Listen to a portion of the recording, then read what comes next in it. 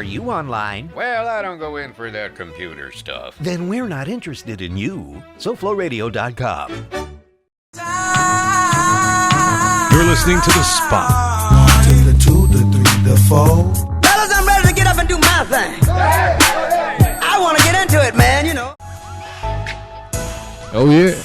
And just like that, this is The Spot right here on SoFloRadio.com. I am your host, One Jack Frost, coming across your streamlines, and we kind of got Voltron formulated. You know, the crew, the Spot crew. We're missing one person. I don't know. It was kind of like Wu-Tang. You know what I'm saying? Like, it's always get together we can't at the same time. end. It's like this is Congress and the president. Yeah. If all of us in the same place, the world might end. You can't have that. Right, exactly. So exactly. ODB ain't here today. We still got the RZA, you know. Exactly. you know, and that's kind of like what it feels like with the show, because a lot of times, and we be having some bomb guests. You know what I'm saying, in discussions. This is definitely the Spot discussions where we're going to put a lot of things on the table. We might be having some calls. We definitely going to have topics that we're going to talk about, because it's been an eventful, 2 or 3 months for all of us, really. Terry has gone from certified lunatic to Uber driver. Yeah, man. He's still a lunatic, but now he's an Uber driver. So we're gonna talk about a lot of that stuff. Man, I mean, of course, we're coming off of a high. I represented for the Spot crew with the interview that we recently had with Tariq Nasheed. Yes. Yeah, he was. He fell through at the Spot. I saw that. Yeah, one of many that we plan on having. Smooth. Yeah. Well, I mean, and he's been making his rounds, because, as a matter of fact, Hidden Colors 4 is dropping next week. I was trying to see if I could pull some strings down here in the Hollywood area, but it didn't work out. But he's going to be at the Paradiso up in Fort Lauderdale. Nice. They're going to be doing the screening, so I'm going to try to see if I can fall through there if they still got tickets out. Yeah, it's all across the country, and Hidden Colors 4, I think, what's it called? The religion of racism. Yeah. But you saw a couple of the interviews, right? right? Yeah, absolutely. What'd you think? I mean, that dude's on the money, man. I mean, I love the way, it's like he's smooth with the whole militant thing, but it's like, it's kind of like, like if you're in a situation where you have to talk to a bear to calm it down, to get out the room, right? He's kind of smooth like that with racist white people. You know what I'm saying? Think about it. You know what I'm saying? Yeah. It's like, well, I know how to come at you talking, as opposed to just run up on you real quick. Yeah. I'm going to give you my thing, and I'm going to let you know what's going on. And then, you might have a change of your opinion, by the time this conversation is finished. Right. Without all the other, crazy, he's getting boisterous. And you know how black folks, when they raise their voice, we're getting militant. And let me call the police, all that kind of thing. Right. So, I mean, but yeah, some of the stuff that he was talking about is just like insane. What in particular? Well, he was talking about the one interview about Gaddafi. And about they were talking about what had happened was when Gaddafi got killed, and they said right before that he had almost come to a situation where Farrakhan and Gaddafi were basically going to work something out where there were reparations coming, and Gaddafi was supposed to be dropping something like $5 billion towards reparations for black African Americans. And somewhere around that area, he was also dealing with the fact that Africa is the only continent on the planet that is self-sustainable. With resources and everything. It's the only place on the planet. I mean, as far as like the Bank of America, major resources. Exactly. Right. Gold, silver, diamonds, platinum, all that good stuff is right there, which is the reason the Brits are always over there trying to get in there. And Gaddafi, he was trying to bring everybody together to create their own, like, I guess, bank thing. You know what I'm saying? And if they had that built happen, off of the resources, the natural resources, because they're coming over there and they're basically raping and taking what they want. You know what I'm saying? So Gaddafi was getting everybody together, and it was like, no, we can't have this, man. And then he was going to drop $5 billion to African Americans over the reparations and all that stuff and the way we've been treated over so many years. And it was like right after that, he got killed. Yep. You know what I'm saying? So, I mean, it's that. Becoming too much of a danger, man. Yeah, exactly. Too much. I mean, when we back them into a corner, they come out swinging. You know? And right now, their numbers are really low. Yeah. You know what I'm saying? I mean, they're really low. It's crazy. And so, I mean, you know, now they're scared. You know, black men getting killed in the streets. You know, people of color. Speaking of, let's talk about a slight tangent. DC Terry, like I said, he's the certified lunatic of the clique. And your hometown is something else. Your breeding grounds are like, oh man, yeah. There was a story that you had. Washington D.C. The brothers up there have lost their minds.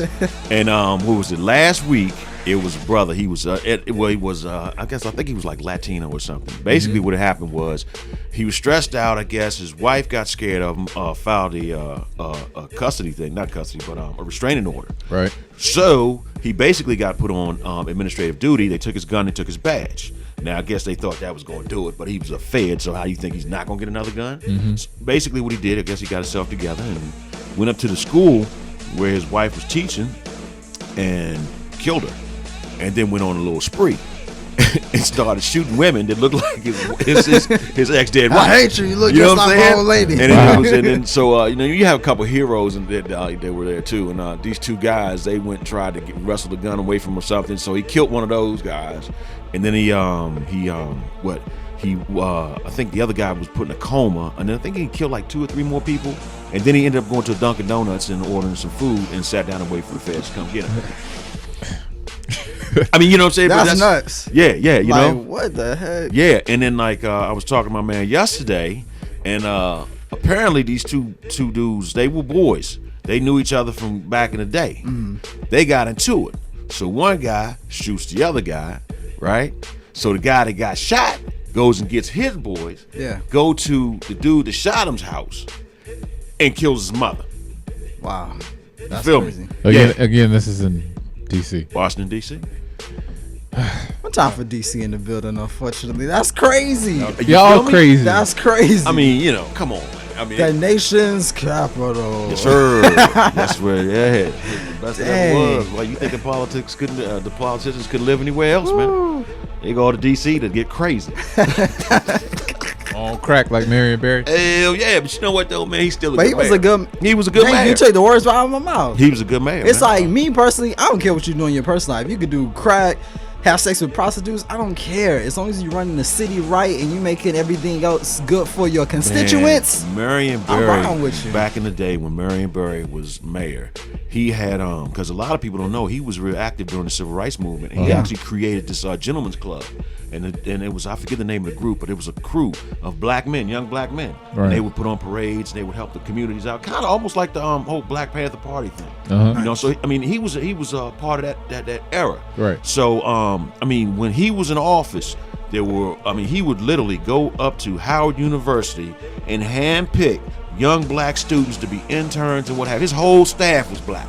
Young kids coming out of high school, coming out of college or interning for him and everything. When they graduated, he'd give them jobs. Marion Barry. Marion Barry. Yeah, and you know what? The crazy part is he only got caught smoking crack once. And that's because he was trying to get some ass. Did he get caught again? I mean, Nah, it was on that one time on camera. That's when it made major news. It was because he was trying to get some ass from this broad, and the broad was setting him up. He was like, man, I don't even smoke that stuff. I guess he wanted to. Right. So he went on and took a hit, and that's when the feds ran in the room and got him. Wow. You know, and he's sitting on the edge of the bed. You can hear him. He's like, God, this bitch done set me up. You know, Barry went on that shit, but I guess after that, it was what it is. Got him. Got him, exactly. Got him. Mm-hmm. All right, Peso, what's been going on your end, man? You've been missing in action.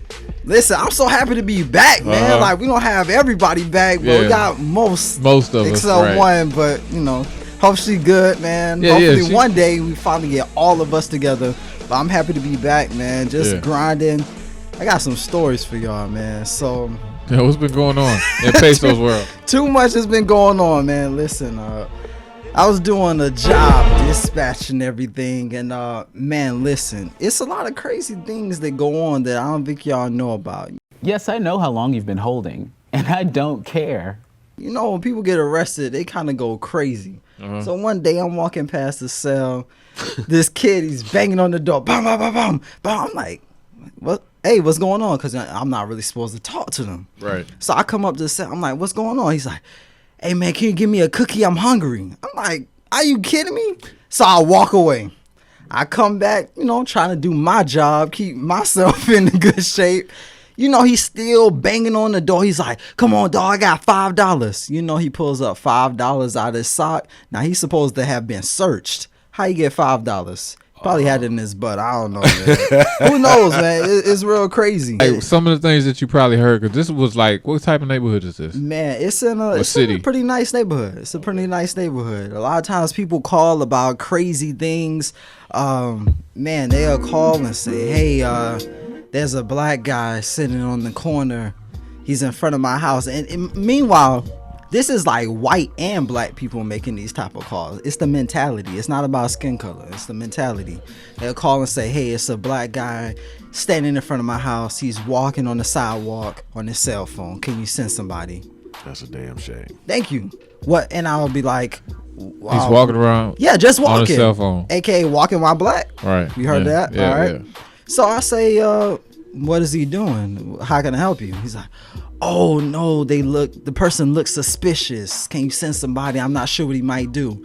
And me, usually I'll just hang up, but you know, I can't do it in that type of position. Yeah. So, you know, send somebody out there, and usually it's the person that's he's just walking through the neighborhood. Mm-hmm. It's a public place. You can walk through any neighborhood you want to, regardless of what people think of you. LB, the guy might actually live in your neighborhood and you don't know your neighbors. Right. Because honestly, think about it yourself. Where you live on your block, maybe you know the people that's in front of you, to the left, to the right, and to the front, and to the left, to the right, in front of you. Right. But if you go all the way down the block, you don't know who's over there. I don't know my neighbors, like on the next block. Right. When you think about it, it's crazy. That's so, true. man, people calling about a lot of crazy things. Just saying that you look suspicious. Wow. Well, perception is really what's been it's awful. Yeah, I mean it's the times that we in, but perception, as we've come to learn or hear, is reality now, right? So that's really what's fueling the whole political race that's going on right now with the whole I know we got a house full of Trump supporters. No, but we actually have. Y'all should have saw it. I don't know. Does the webcam on? This blank stare. Yeah. But we actually have a mutual friend. That's a Trump supporter, and he didn't strike me. He wouldn't strike me as a Trump supporter. When DC Terry broke the news to me, I was like, nah, why? And then how did he justify? Why would anybody support Trump? His justification was we might as well try something new. No. You know what I'm saying? I mean, at this particular point, I mean, I wish Bernie could win, but I know he can't, you know, for the Democrats. And Hillary Clinton is just as racist as the rest of them. Yep. You know what I'm saying? And you know, because I mean, what would you rather? I'd rather have an old Jew in the White House. We saved some money. You know what I'm saying? He get everything straight. You feel me? That's very racist. Yeah, pretty much. Yeah, but you know what though? Like I said, stereotypical. Yeah, stereotypical. You know, but hey, I would, man. I'd love to see Bernie in the office because he cleaned up some stuff, man. You know what I'm saying? But unfortunately, so you're a socialist? Liberal. I don't mind socialism. I mean, whatever works. You know what I'm saying? I'm with you. I'm a little bit of everything. Common sense. Do socialism. The common sense party. Socialism it works. Yeah. Social Security. You know what I'm saying? It works. Mm-hmm. But you know, for some odd reason, they're putting this bad word like, oh wait, he's a socialist. Next thing you know, it's gonna be like Hitler back in the day. You know all that. I mean, come on, man, stop. Because it's American dreaming. Like if you live growing up in America, they give you this dream since birth. If you work real hard, I'll let you pick my cotton. You know, and it's like you always think you could reach the top, and you can. Bullshit. Maybe, kinda, some type of way if the stars align up. But for most people, it probably won't happen. Nah, man, nah. It's not gonna happen. I mean, that whole American dream is some bullshit. It's a tough pill to swallow, and I think a lot of people try to give you that dream, but at the same time say, oh, you can't help other people. You can't give to other people because that's going to infringe on your dream. Hey. Let's face it. Even if healthcare, Obamacare went away today, Social Security went away today, any type of government help went away today, a lot of people would never see $500,000 in their lifetime. In their lifetime. In your lifetime, $500,000. Well, it's a dream. Here's something that in many conversations I've had in recent times about the American dream. Yeah. Right? Especially if you're a person of color, right? Is it actually a glass ceiling that we all kind of strive for, to get to the top, whatever the top is, but in actuality, it's a glass ceiling. You're going to have a Michael Jordan, you're going to have an Oprah, who will not, are billionaires, right? Billionaires a piece. Yeah. And in none of that money that you have, none of it is used to subsidize and take care of the neighborhoods. These both global icons, right? More or less. Come from what city? Chicago. Based out of Chicago. And none of that money is going into, and it's far be it for me to tell, these people how to spend their money. Yeah. But again, as you saw in that same Tariq interview that we were talking about, no, we cannot designate one person to be the leader of black people. Savior. That's not realistic. No.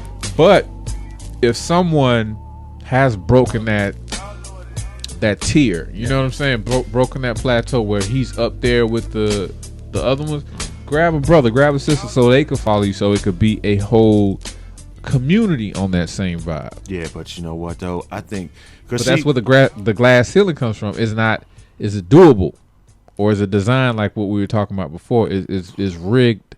It's rigged. Yeah. I mean, the game is rigged, and it's like a Ponzi scheme or a pyramid scheme. You know what I'm saying? We're constantly at the bottom giving somebody above us $1, and they're giving $2 to the next man up. And there's a white boy sitting there talking about, you know what I'm saying? It's fucked up. I think it's like you said, it's kind of like a filter, You got to give that hope. So it's like, let a few here, let a few go through there, a few go through there. But as far as just for morale. Yeah, exactly. Yeah. To keep you reaching for some, say, right. Look, Obama made it, no down on Obama or any of these people because I love them all. But it's like, Obama made it, Jordan did it, Oprah did it. But dang, why gotta be Oprah when a regular white person could just be some old pull a tooth out your mouth dentist thing, and make $150,000 a year, which is a decent living. You're not like retire rich, but you get to take your vacations, 401k, you can put away, buy stock. Or as Mitt Romney says, middle class. Oh. Yeah, middle class for him. Yeah, 150, 200,000. That's middle class. All right. Actually, there was a discussion had earlier in the week that I had where a question was posed to me. We'll pose it to you guys after we come back to, the break later on. There's 6 billionaires, African American billionaires. In America? Or not in America. I think it was the top 5. Okay. But you couldn't name the top 5. Like, the point that the person I was talking to was trying to make was that, all right, you can name an assist, you can name point per average, you can name the latest song, the latest Jordans to come out, but you can't name 6 billionaires off the top of your head. I got the answer to that too. I actually only had one because there was one guy that I think he started like an IT thing. I forgot because it was an article and they were like, he's the richest black man in America, something like that. But we'll get into that. That's I got the answer to that one. That's the teaser for that one, and we'll probably have a graphic up. Post production, have it like, boom. We've been on point. I'm telling you, we doing work over here at the spot. You know what I mean? We tighten it up a little bit, and like I said, we got most of the crew here, so we'll talk about all that. Yeah, man. But yeah, man, let's talk about this mutual friend. Well, see, let's get into this. I want to hear this. Go ahead. I mean, I'm sitting there saying to myself, because I saw a picture of him and he had a Trump T-shirt on. So I'm saying to myself, was a joke? You know what I'm saying? And it's kind of like, okay, he was saying, okay, well, we got to try something new. So we'll go ahead and let's see, I'm supporting Trump and, you should too because of. And I'm like, dude, he's a racist, bro. And it's not like he's like, being undercover with it. Yeah. You know what I'm saying? When people of color go to his rallies, they get attacked. Yeah. You know what I'm saying? Get the niggas out of here. Jump on him. You know what I'm saying? He's got skinheads standing right behind him, with Aryan tattoos and everything. But yet, he's going to run our country. And you know what? And the thing about Trump, I don't know if he's so much a racist or it's that he knows what America feeds into? Well, I heard something. You know what I mean? I forgot who it was. It might have been a post or something like that. But this is strategic. This has always been done. Mm-hmm. The same indigenous servants that were here in the past never identified themselves as white. Mm-hmm. You know what I mean? Maybe Anglo-Saxon or something like that. But it was the way that you could rally them, because I think that there was an uprising with the blacks and the indigenous servants, and they overthrew them. Well, the upper crust people, the 1%ers, set up a schism. It was like, well, you could be you're white, you know what I mean, you're one of us, so you're not them. We'll pay you, you can be an officer to watch them, you know, you can protect us. Yeah. You know what I mean? Yeah, you'll be their supervisor. Exactly. You can look over them. But now you cause this schism. You put this fear like, hey, you could take your job, which is, you know, stupid, because when you really think about it, the same motherfucker that you was in arms with, you know what I mean? Y'all provided more power, but by them dividing you, like, yeah, you know, more of them come here, you won't be able to work. Exactly. No, more of them come here, we can get stuff done quicker. You know what I mean? We work hand in hand. I mean, it's not a situation where you're a better human being than I am, but the Trumps of the world, the blue bloods, will cause this schism, have these people red in the face. Yep. All these niggers are now is these Mexicans. Yep. And it's still the same thing. I mean, see, that's my thing. And see, that's why I say that you cannot say that, in my personal opinion, why Donald Trump is a racist. I learned a long time ago. If you hear a white man say wetback in front of you, when you ain't around, he's saying nigga. You know what I'm saying? Yep. I mean, that's just, I'm sorry. You can't be like, you know. Both the slurs, man. Yeah, you know, so you can't be that judgmental to one race of people of color and not be the same way with another race of people of color. Exactly. You know what I'm saying? So, you know, Mexicans will come over here and rape your women and all that old good shit, but, you know, black folks are cool. Nah. We got used to them. Yeah, you know what I'm saying? Nah, it don't work that way. You know what I'm saying? If they fucked up, they all fucked up, you know? But like I said, though, you know, they're getting a little nervous right now. Their numbers are going down. I mean, it's kind of like, you know, every time a brother sleeps with a white woman, they have a kid, that's 10% more. Yeah. All black in that family. You know what I'm saying? So it's getting to the point where they're literally just doing stuff like just killing us on the street because of that. You know, just and walk away. Yeah, the militarization of the police forces and whatnot. You know, and and Donald Trump. You know, when I see his rallies and I see the way he talks, he kind of reminds me of what's that? The WWE. You know, the wrestling. Listen, it's a show. Y'all, I went to a Trump rally. No. Yes, the jump was crazy. It was like, dang, I think it was like last 2015 September, November at Trump in Doral. It was the craziest jump ever, man. And so I went out there, you know, I had my camera and everything. I go out there, I said, let me just see what's gonna happen. So I'm up there with all the other news media and everything. I'm chilling. It was so many fights. People like, really? Yeah, man. It was like people doing slurs and junk. So I came up and, you know, I'm trying to do my little interviews or whatever. I'm walking up to, you know, these random, it was mostly white people. Did I even see any black people?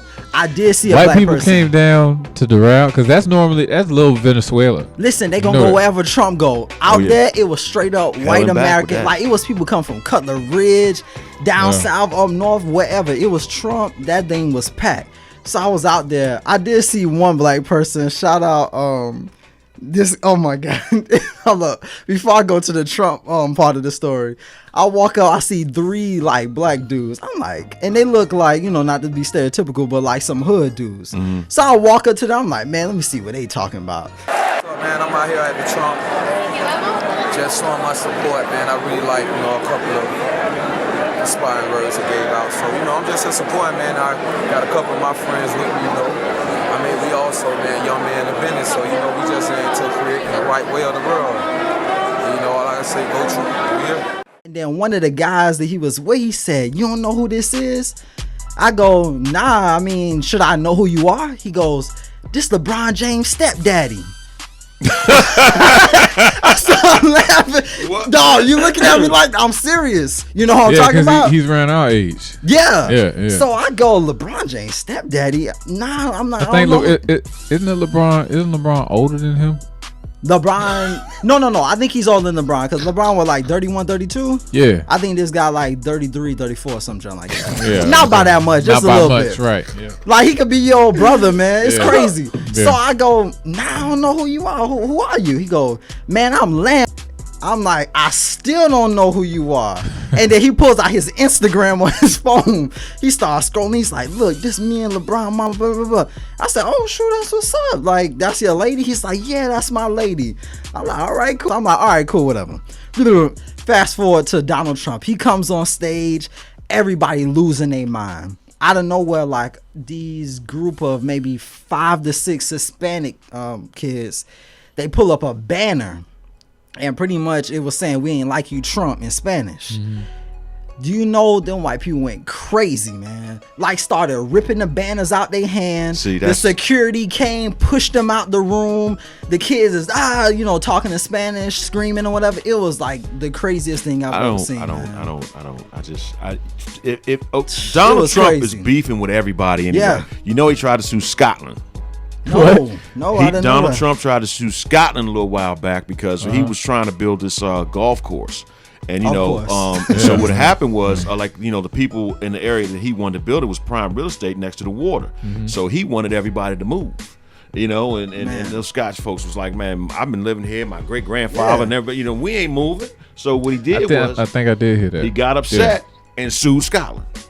Wow. Because he could like a couple years ago. Yeah, So the people weren't. They were like, nah, we're not moving. Yeah. And he was like, oh yes, you are. And he was like, oh no, we're not. And they had, I think they were supposed to put windmills up out off the coast. You know what I'm saying for the energy. Yeah. And he was trying to get all that, so he messed around and sued Scotland. Man, you know what? I think Donald Trump, the reason he's like surging so much and doing so well, like for lack of a better word, he's like the Obama of this election cycle. Yeah, I heard he's like the charismatic talker. I don't think he's charismatic as much as he's fucking trailer trash. No. He's reality TV. This I was just about to say, like, since Obama, I feel like the electoral race is now turned into American Idol. No pun intended. It's that feeling. Because Obama was the first. Obama was the first president to be texting and tweeting. Yep. You know what I'm saying? Mm-hmm. He became hip, and obviously he has that charisma. Yep. What Trump has is not necessarily swag or anything like that. It's just that he could grab people. Sell it to you. He is a salesman. Yeah. Exactly. Good, exactly. He's got that magnetism. Right. So and that's what when we sit here and we're tilting our head like, y'all still exist. Yes, they still exist, but they feel like they had to fall back because of the outpouring of the support for Obama. Yeah. Mm-hmm. But you really think about it, it's like there was some red-faced white people when McCain didn't win. Oh yeah, of course. You know what I mean? Yeah. Oh man, were you kidding me? Yeah. So when you see that, they regrouped. They tried to make who was it? The guy you just named, Perry, Romney. They tried to make him because he kind of fit that, tall, dark hair. Who's the other one? Rand Paul? Rand Paul, yeah. He never stood a chance. Yeah, Ron, get out of here, both of y'all. Yeah, but you know what I'm saying, with the hairpiece and the eyebrows. Gosh. Yeah. But see that was the whole thing. You can kind of see it right before you. Yep. And I'm not even really a political person, but I see like how they try to use the package thing. They like you just said. It's a game, man. I'm about to be a politician. But like, see, I mean, you might want to be. What's the thing? What's the thing? Not a senator, a lobbyist. Lobbyist, yeah, that's where the real money is. That's where the money's at. No, it is. That's the true decision makers right there. Like the Koch brothers. Because okay, check this out. Like, okay, if you really think about it, the entire time the black folks are up in here suffering and going through some bullshit right now, if we, and like you're saying, if the people and the people of color who are in positions to motherfucking donate $1 million here or $2 million there for super PACs. Okay, so because basically all you're doing is you're buying your vote. Exactly. And you're buying, like the Koch brothers is like, yo man, we want this dude to win. So we're gonna go ahead and drop motherfucking 10, 20 million on this motherfucker. So whatever you need, we got you. And look, but in return, we need you to do this, that, and the other. Exactly. Right. Black folks can do the same thing, but we are scared to pool our money. our resources. We fight. We you're kill not, each other. You're not speaking the language that we understand. It's crazy. People would rather march in the street than donate $5 a head. Imagine if everybody that marched and was like, "Oh, I'm gonna get arrested for this." I mean, you just donate $5 a head. I think I heard it was an interview I heard this week where they were describing like just basically the black person's disposition. Mm-hmm. It's basically we get kicked in the back, get kicked again, and the white folks they'll tell you to get up after kicking you. You know what I mean? Yeah. But our reaction to it is we always got that shocked look on our face, like, I can't believe it just did this. But it's been going on for so many years. The facial expression never changes. You ain't say do it again, but that expression is like, yeah, like I don't believe you just did that. But every time, that's an overall metaphor. But for every time, like when the cop in Ferguson, Darren Wilson, when they raised $1 million for him. Yeah, they raised $1 million for him. We're sitting there like, yeah. I can't believe they did that shit. Yeah, that's Zimmerman, true. I never really thought about that because, like, for everybody, they raised like millions. Zimmerman, Darren Wilson, and then what's the guy that shot the people up in the church? And the white boy, ham up in there. I forgot his name, but they raised it like a couple $1 million. That's the thing that gets me too is the fact that we see these people. I mean, it's so blatant now. Like with cops killing black men and like people just running up in buildings and shooting up a bunch of black people. It's so like in your face. Fuck you! I'm killing all these motherfuckers. And it's like we have the power to change this shit. Yeah, but we don't. Exactly. Here's another middle finger to black folks. Black folks pretty much. Another one. Yeah. George Zimmerman's gun. That he shot Trayvon with. I've been hearing conflicting stories about that. Auction for $120,000. So it was sold? That's what I'm saying. Because I heard two things. I heard one that it was up there, and then Kendrick Lamar supposedly bought it. Yeah, I heard that one. Yeah. And then I heard that it was up for auction at first. But then the site took it down because they didn't want that type of publicity connected with their site. That was kind of rude, though. I mean, for him to even but I mean, it's just like okay, I got you that you need. No, I don't want him to do it, but that's why he did it. But it just seems as though it's just like so blatantly in our fucking face. Once again, the kick in the back, right between the shoulder blades. You know what I'm saying? Like, damn, again, you know what I'm saying? And he would have sold a bullet if he could. Yeah, you know what I'm saying?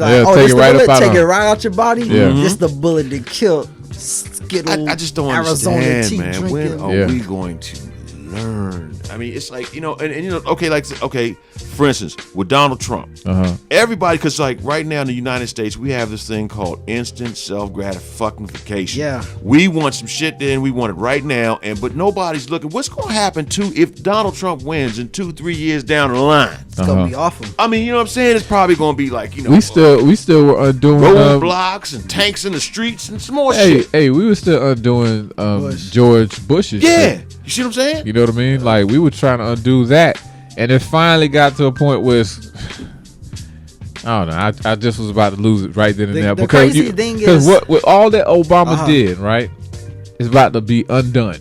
Exactly. And he didn't even get started, in my opinion, because he didn't touch on. Okay, you did everything for the transgenders and Latino community and this, that, and the third.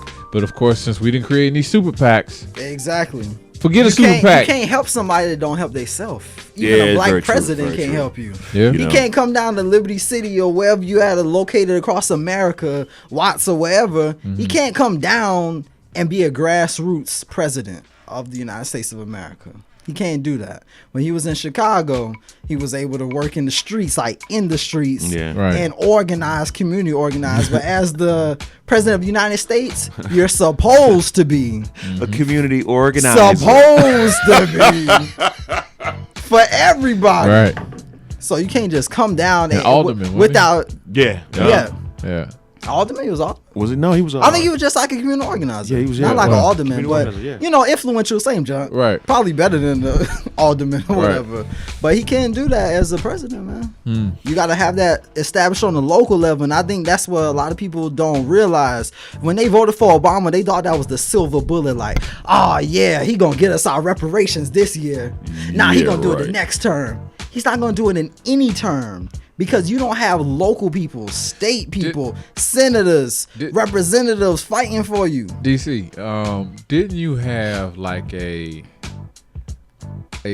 distinction between black folks and niggas? I mean, it's a discussion that's been had numerous times and by different people, but you got your own distinction, right? Like we've had many talks of what niggas are, or give a proper outline. So when a white person, even though we're all the same as you learned at your previous job. Yeah, we're all super predators. Right. Yeah. Emphasis on that. Yeah. Super packs, super predators. Please describe the difference between the two for those who haven't heard it by now. Okay, I'll give you an example. Okay, like for instance, I had picked this chick up, up in Lauderdale, and I was taken to the airport.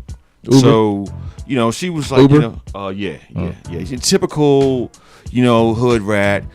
She's like about, maybe 2 years away from all that, just sticking out to some dude saying, damn, I had that. She got my babies now, and she looked like that. I mean, she was like 10 pounds away from like, just being fat and nasty. Snickers away. Had the silver platinum hair and shit, tattoos all upside of her thighs and shit. Hey. I got her in the back of the ride. I'm sitting there, I'm cruising, and I start smelling.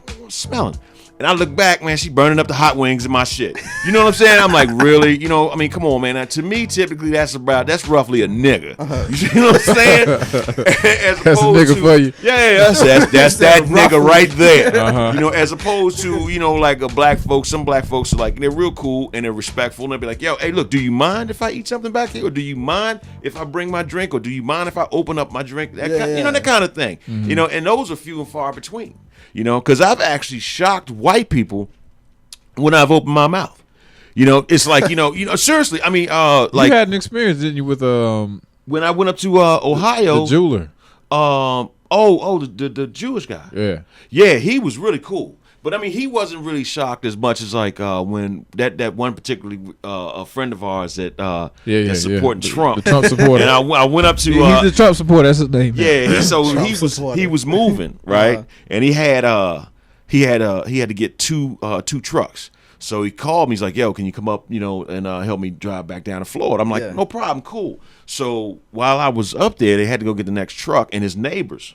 White, just regular white people, like 5 kids, all boys, blonde hair, blue eyed, they were actually, the father was a missionary, that kind of thing. So they were like in tune a bit. Yeah. But, when we sat down and started talking, they had absolutely no clue that black men exist that can have an intelligent conversation and talk about things other than, like a pair of Air Jordans or, that nigga over there, and, that kind of thing. You know what I'm saying? You got to switch it up. But I was like blown because the white lady, she asked me, she said, well, how come they're not, I never meet black men, like yourself, who can be articulate and without using a cuss word every time. Terrible. I said, you know what? It's a whole bunch of us. Yeah. Some of us are in jail.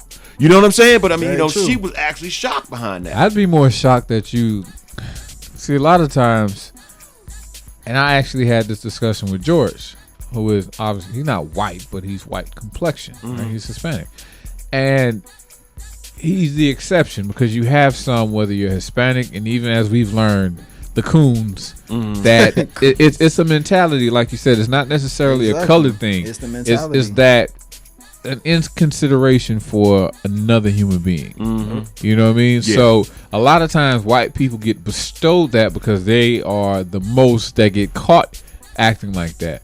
But in all actuality, it is a situation where you have a case where you're stating your case, and you'll have basically what I'm saying. You got white people that talk just as ignorant. You know what I mean? To say that a black person that can finish a sentence without cursing. I mean, anyone with sense can do that. That's not a black. That's not designated to a black person. I understand that, but because like at this particular point being called super predators and such and whatnot. And I'm gonna be honest with you. Every time I have a white woman in my car, they usually sit up. They're sitting right in the mirror watching me. Like, you know what I'm saying? Like, okay, like I'm gonna be so stupid as to do something foul to you. Exactly. And you know what I'm saying? But they've actually been I guess it's been instilled in them for so long. Yeah. You know, and that white women are scared of black men. Yeah. You know, and it's like their husbands are telling them this shit. Yeah, you know, watch out for 'em. yeah, watch out. You know, them black men, they, you know, like, you know, that thing with Mel Gibson, you know, you're gonna go to Vegas, whatever, and they know a bunch of niggas are gonna rape you. You know, that kind of shit. You know what I'm saying? That funny And with it. yeah, Mel was tripping on that one. I thought, you know what? I'm be quite honest with you. If you're not, you know, hey dog, when I was listening to that motherfucker, I was like, Mel ain't racist. That nigga was smoking some boat. You know what I'm saying? If you ain't from DC, you don't know, but he was smoking that Love Boat. That's all that was. But yeah, you know. Please get the people breakdown of Love Boat. Love Boat is a Washington DC favorite. Actually, it was created in DC.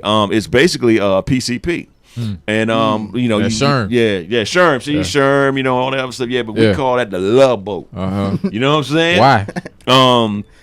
Because I guess it you know, they started calling it the Love back in the early '80s and stuff. And I guess, you know, you know, you saying and you know, and then they had the butt naked because, you know, you smoke a little bit of that illy bobo. You smoke that shit, man. You coming out your clothes. Illy bobo. You're coming out your clothes. You know what I'm saying? And, you know, or you know, I can't take this no more. Hey, no, I had a buddy of mine. He was a meant to get off. Tell you about this real quick, but he was a paramedic for you know for DC, and back in the day, the ambulances would actually ride around in the neighborhoods, you know, because I mean it wasn't like it was like a war zone, but they would usually be out that way. They'd be quicker to certain areas. Like police would cruise certain areas, the ambulances would do the same thing back in the day. And he said that they got a call up to Georgia Avenue, which was like where all the big boys used to hustle at, and that's where, you know, most of the good shit was, right? This dude was bolted out. So when they get to the house, the dude was in there tearing the house up. So the paramedics is standing there. My man Mike, he's one of the paramedics. He's standing. There's two cops like there. So it's like, yo, do you want to go in there? And they was sitting there debating who going in first, right? Because the nigga was throwing shit through the windows and everything, but they knew he was high on the boat. Man, he said the dude came to the door, buck naked with about 3 foot long hard dick. And he was like, dude, seriously? And they, you know what I'm saying? They backed up off of him and he ran back in the house. So when he ran back in the house, they ran in after him. They said they peeled that nigga shit back. They fucked him up, dog. Yeah, they had to stitch him up in the ambulance. He got fucked up so hard. But he said the one thing stuck with him, he said, dude, he came out the door like, what the fuck y'all want? And it was like a 3 foot hard dick. That nigga was, because that shit gets you hard up. You know what I'm saying? You be ready. You know? Hey man, I tell you, man, that was a good one, man. You know. But yeah, the boat though, that used to be some good shit, man. So anyway, Mel Gibson was on the Love Boat. Yeah, he was a little bit. Yeah, you know what? Whenever I hear like racist people say like blatantly racist things like that or something crazy, I don't know, maybe just me. That junk is so funny to me, though. It is. Because I can't believe you like believe this thing. I don't get, you know what I'm saying? I don't get upset anymore. Just call me a monkey. That's crazy. But you know what? That I think that infuriates them more. You know what I mean? It does. Don't get upset. Yeah, right. Because it's like I don't care. At this point, I'm not a monkey. It's not even just that, but it's like that's the best you can come up with. It's so stupid. You know, like because the discussion I was having today with George is like, that's the best you can come up with. Like, yo, 80, 60-year-old crusty ass. You still riding off your 10-year-old jokes. Right. I'm in like, 1900. Fucking nigger. Like, why don't you go get a banana, nigger? I don't need bananas. I'm like, it's like, you must think you're so entitled, don't you? You know, got your little 14-hour job, huh? Damn. You know, and it's like on the low, don't front. When that motherfucker pull off in his souped up Tesla, you know what I mean? You feel a little bit like, I should have robbed that bitch. Cause you know it stung a little bit, but you still had that's the new black. You gotta maintain, you know, funny, but you know, we tangent off you and your fucking Love Boat and all this other stuff. Niggas and black folk, can we finish that, sir? Cause Pace don't even get to, you know, give his 2 cents on that. Well, I mean, how exactly do you feel about that? I mean, as far as, you know, what a nigga is as opposed to what a black person is. You know, I mean, cause it's like, you know, we can go. You know what I mean? Oh, yeah. I mean, this it's like this is my thing. You got that. This is what I always argue with my friends about, the difference between black people and African American. Me personally, I don't like the word African American because it's like it's prejudice to me. It is. Because it's like somebody could be straight out of Haiti, born and raised in Haiti, came here when they were 10 years old. If they see me and that same black person walking down the street, they're gonna be like, it was two African American males. When in actuality, I've never seen Africa. I'm from North Miami. I'm a black American male, and that's a Haitian American male. But see, that's And I know a lot of people will be like, "Oh, you trying to run away from African heritage?" That's not it. That's one part, but the It's other part prejudice. and this is the condescending, passive aggressiveness like white folks like to do. Well, what are you? You don't want to be called black. You don't want to be called African American. That's another thing. You don't want to be called Afro American. What are you? When you look at like from the 1900s all up to Let's now, roll back right? to Negro. You look at. I'm ready to go back to colored, man. You know what I'm saying? I mean, that's the only, a colored American. I If can you work with look that. at your birth certificate, just looking at my grandpa, my grandparents, my mom's, and my birth certificate, 3 different generations. You got, I think on his, they probably called him nigga. On hers, they probably called her colored. And on mine, Black. Nigga again. now I want to say they say African American. Is it African American? I want to think they call her black and me African American. That's interesting. I want to say, yeah. Because that was like the 80s.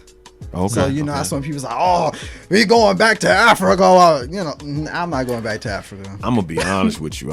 I'd like to go You visit can't- once or No, I would twice, love but to go I mean, visit I'm not feeling going back there. You can't really go back because you're not really escaping anything. I think that's the illusion that is being obviously put upon us because white folks are tearing Africa anew. right. What? You know what I mean? Like to use Nasheed again, Tariq Nasheed as an example. Like one of the things that he shined some light on was the way that it's set up, the inhabitants that were there, the black folks that were there, they got them living in like a camp like setting. You know what I mean? I want to say shanty towns. Right, shanty town. Yeah, shanty town. And the way that it's set up, like you don't have the resources. It's that glass ceiling thing I was telling you about, but smaller and concentrated.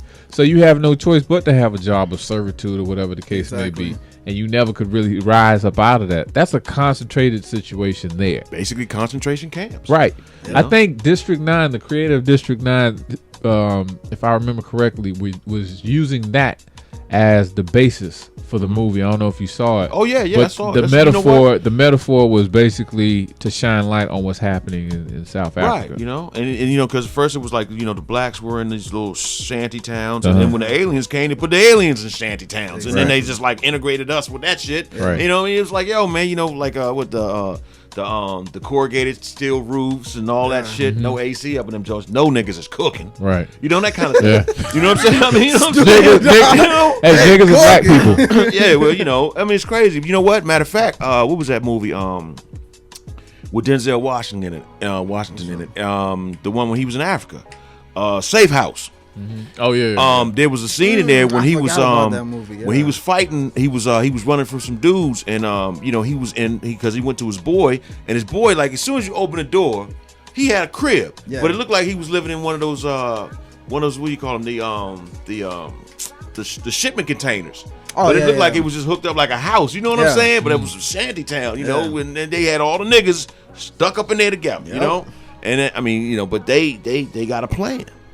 Well, we got a plan as well. We're gonna plan to play some skits for you. Yeah. Because we're gonna come back with the second half where we're gonna talk about something that's kind of been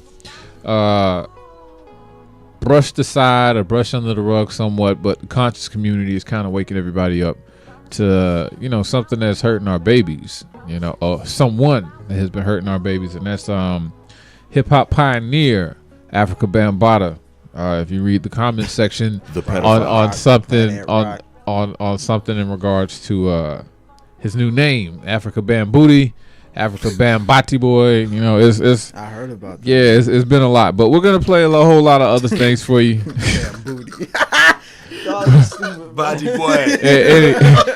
Anyway, we're gonna go ahead and play a tune here, and we'll be back right here at the spot.